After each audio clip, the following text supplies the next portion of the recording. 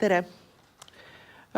Väga tore on oma esitlust alustada ühe tundmatu autori poolt välja öeldud vanasõnaga, ehk et parem olgu sul 100 sõpra kui 100 rubla.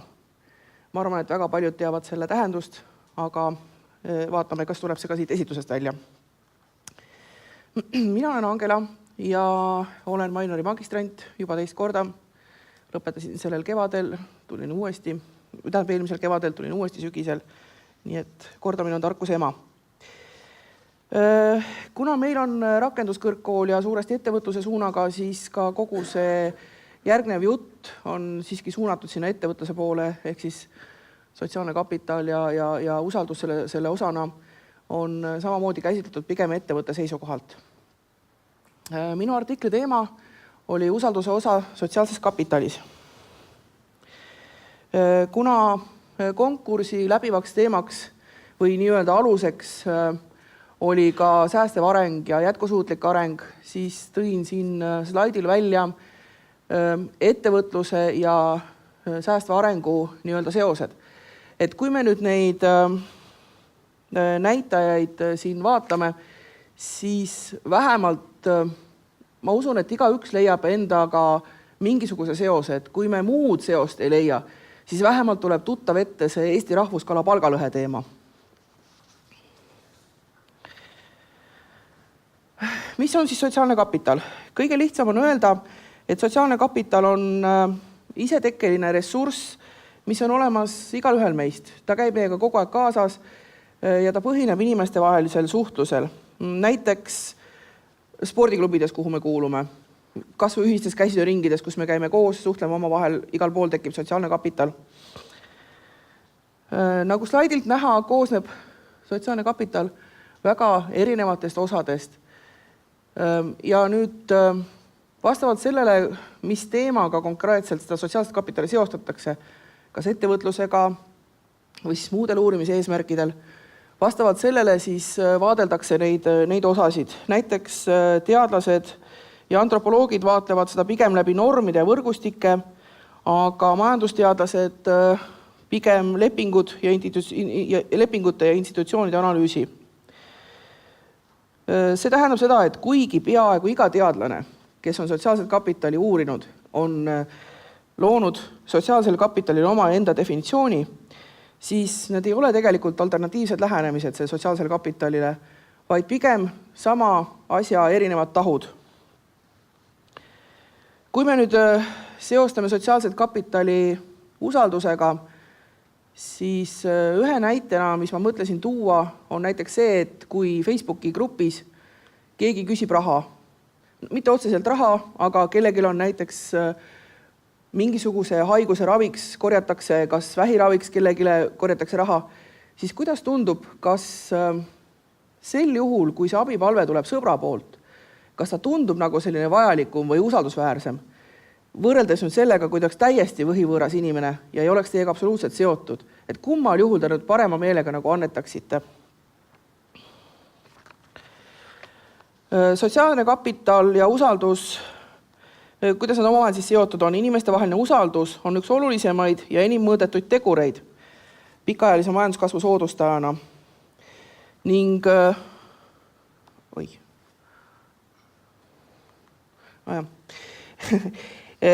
ning samal ajal on see ka üks põhilistest majandust soodustavatest teguritest sotsiaalse kapitali mõistes.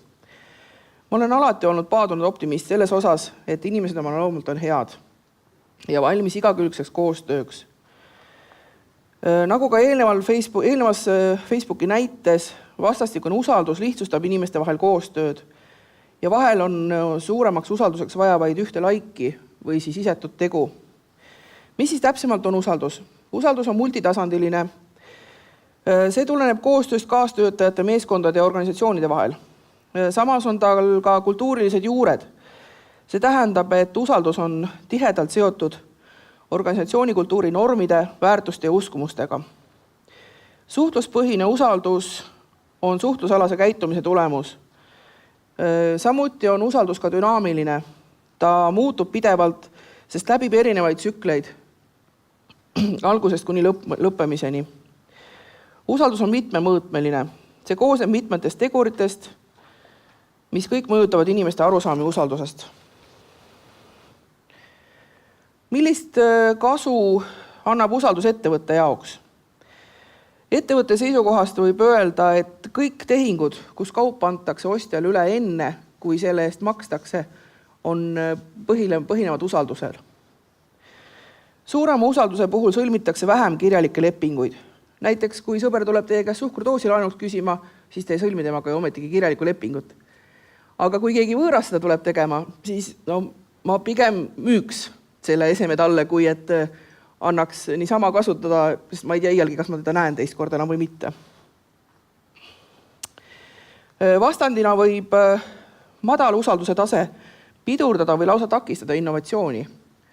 Kui ettevõtja, kes tegutseks innovaatilisel teemal, arendaks tootmist, peaks suure hulga oma ajast kulutama sellele, et monitoorida oma nii-öelda kaastöötajad või kaaspartnerite tegevust või vaadelda siis, et neile taustauuringut korraldada, siis talle jääkski selle innovaatilise tegevuse jaoks suurt enam aega.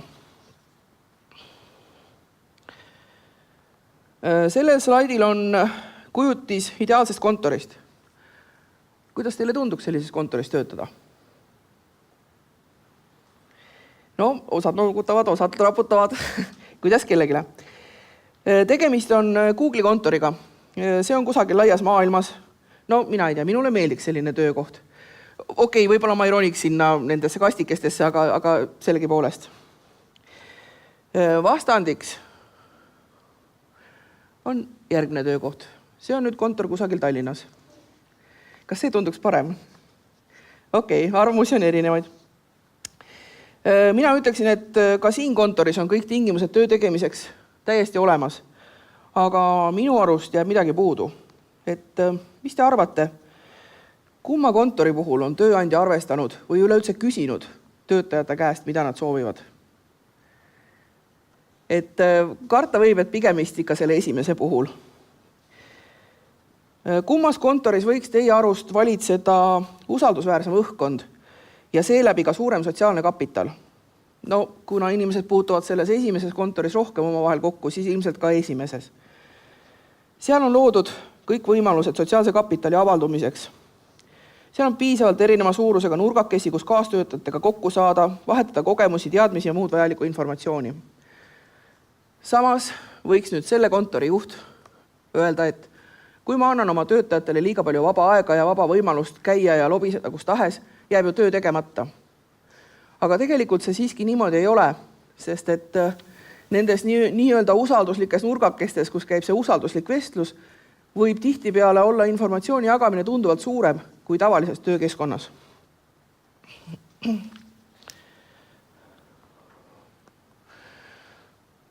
Selleks, et töötajad ise usaldaksid oma organisatsiooni, peab organisatsioon olema võimeline tegema seda, mida lubatakse.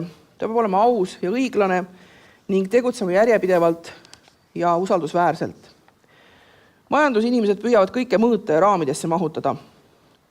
Sama kehtib ka sotsiaalse kapitali ja usalduse kohta. Soovitakse mõõta, millised on täpsemad seosed sotsiaalse kapitali ja ettevõtte majandustulemuste vahel. Kas suurem usaldus tähendab ilmtingimata suuremat kasuminumbrit ja kui tähendab, siis kui palju? Usalduse mõõtmiseks on välja töötatud mitmeid erinevaid mõõtvahendeid. Nii iseseisvaid kui ka sotsiaalse kapitali mõõtvahendi koosseisus. Oma magistritöös uurisin neist lähemalt 4 erinevat küsimustikku ning nende põhjal panin kokku sotsiaalse kapitali mõõtmiseks enim kasutatud küsimustega mõõtvahendi. Selle sobivust ettevõtluskeskkonda alles mainoris katsetatakse ja testitakse. Käesoleva artikli mahtu arvestades eraldasin kogu mõõtvahendist vaid usaldusega seotud osa ning see koosneb ainult 7 küsimusest, mis on siis Likerti 5 punkti skaalal, mida on lihtne vastata, mida saab hästi kiiresti teha. Piloteerisin küsimustiku 50 täiesti vabalt valitud respondendi ja kaasabil, kes olid meie ülikooli üliõpilased, aga kuna meil on üliõpilasi igas vanusegrupis, siis see diapasoon oli päris lai. Ennekõike soovisin teada, kas küsimused on üheselt arusaadavad ja täpsed ning kui kaua võtab küsimustiku täitmine üldse aega. Võrreldes neid nii-öelda välismaiseid küsimustikke, millest mõni oli lausa 3-40 lehekülge pikk, siis minu vastajad olid seda meelt, et küsimustik peaks olema võimalikult lühike, et sa saaks kiiresti vastata töövaheajal, sest praegusel ajal on elutempo nii kiire, et mitte kellelgi ei ole aega poolte ja täistundide kaupa küsimustikele vastata.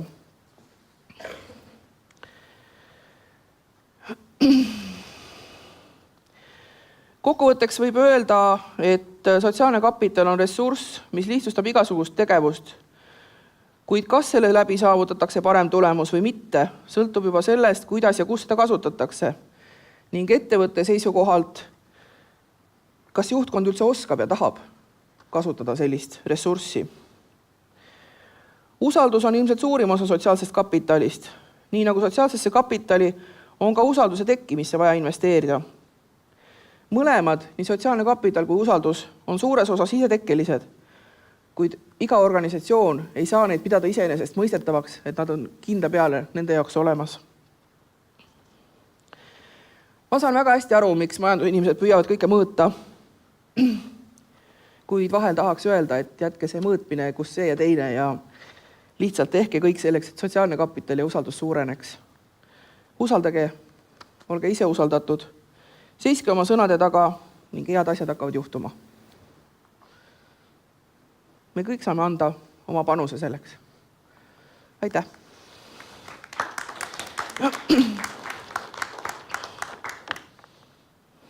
Väga ilus lõpetus. On küsimusi publiku hulgas?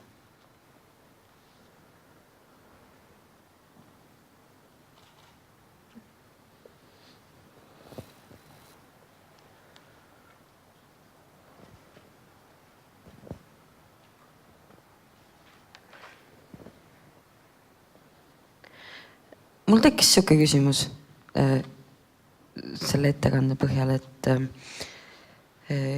kas usaldus ja siis need kontori näide pilti siis, kas need võiksid ka olla omavahel seotud? Et kas ilusam kontor on rohkem usaldusväärne firma? Selles mõttes on nad omavahel kindlalt seotud, et selles Google'i ettevõttes, kus siis küsiti töötajate käest, milline võiks kontor olla, see kontori juhtkond ilmselgelt usaldab inimesi, et nad saavad hakkama ka sellises olukorras töö tegemisega, mis võib-olla tavalisele kontori inimesele tundub imelik, et kuidas ma ronin mingi kasti sisse oma tööd tegema või kuhugi sellisesse kohta. See ongi selles mõttes puhtalt usalduse küsimus. See on tegelikult suhteliselt samasugune teema, nagu on kodus töötamine Eestis. Et kui sa muidu oled tavaline kontoriinimene ja juhataja laseb su koju töötama, kus ta teab, et sa tegelikult tööd teed? See on tegelikult täpselt samasugune usalduse küsimus. Seal samamoodi, sa tõmbud oma nurgakesse, sa teed seal tööd või ei tee, aga kes teab? Sa pead usaldama. Aga teistpidi, et töötaja usaldus oma tööandjale või üldse kolmas kliendi usaldus? Ma usun, et töötaja usaldus on see, et sind ei kontrollita. Et kui sul on kindel asi, mida sa tegema pead ja kui sul on see tehtud, siis on ju kõik tegelikult väga hästi. Sa ei pea oma tagumikke tunde kuskile ära istuma lihtsalt selleks, et linnukest kirja saada. Ja teisest küljest see, et sind kaasatakse asjade tegemisse. Kaasatakse kas või sellesse, et sa saad otsustada, milline see kontor välja näeb. Sa saad otsustada ise, kus nurgas ma täna tööd teen. Et sa ei ole nagu seotud ühe kindla laua külge. Ja minu jaoks on see puhas usalduse küsimus. Nojah, et tööandja ei pea kogu aeg käima ekraanidega piilumas. Aga aitäh! On tekkinud veel küsimusi? Aga suur aitäh!